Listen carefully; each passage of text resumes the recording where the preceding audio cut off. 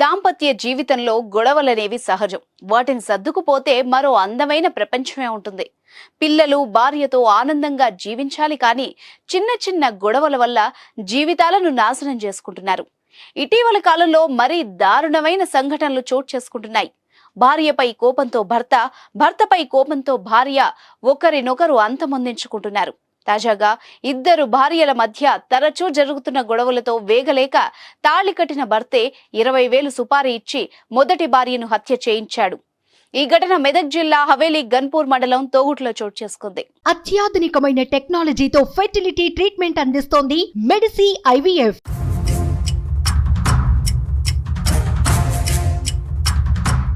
అసలు జరిగిన విషయం ఏమిటంటే, తోగుట గ్రామానికి చెందిన ఆసయ్యకు ఇద్దరు భార్యలు సంగమణి, మంజుల ఉన్నారు. అయితే సంగమణి ఈ నెల 11న అర్ధరాత్రి దారుణ హత్యకు గురైంది. ఇద్దరు భార్యల మధ్య తరచూ ఆస్తుల విషయంలో గొడవలు జరుగుతూ ఉండేవి. అంతేకాకుండా ఆసయ్య రెండో భార్య మంజులతో చనువుగా ఉండడం సంగమణికి నచ్చేది కాదు. దీంతో ఇంట్లో గొడవలు ఇంకా పెరిగిపోయాయి. నిత్యం ఇంట్లో గొడవలు జరుగుతుండడంతో ఆసయ్యకు ప్రశాంతత లేకుండా పోయింది. సంగమణిని చంపితే ఇంట్లో గొడవలు తగ్గుతాయని భావించిన ఆసయ్య ఓ ప్లాన్ వేశాడు. ప్లాన్ ప్రకారం అదే గ్రామానికి చెందిన మహేష్ తో సంగమణిని హత్య చేయించడానికి 20,000కు ఒప్పందం కుదుర్చుకున్నాడు.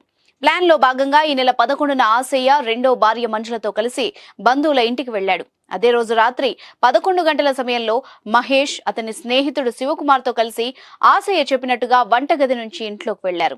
గాఢ నిద్రలో ఉన్న సంగమణిని ఇంట్లో ఉన్న ఈలపీటతో గొంతు, ముఖంపై కోసి చంపారు. అనంతరం మహేష్, శివకుమార్లు కలిసి బెడ్రూమ్ బీరువాలో ఉన్న 20,000 నగదు, సంగమణి మెడలో ఉన్న నల్లపూసల గొలుసు, పుస్తే, ఆమె చెవి కమ్మల్ని తీసుకుని వెళ్లిపోయారు. కేసు నమోదు చేసుకున్న పోలీసులు దర్యాప్తు చేపట్టారు. మహేష్, శివకుమార్లను అనుమానితులుగా గుర్తించి వాళ్లను అదుపులోకి తీసుకుని విచారించగా నేరం ఒప్పుకున్నట్టు సిఐ తెలిపారు. వీరిద్దరితో పాటు ఆసయ్యను అరెస్ట్ చేసి రిమాండ్కు తరలించినట్టు తెలిపారు.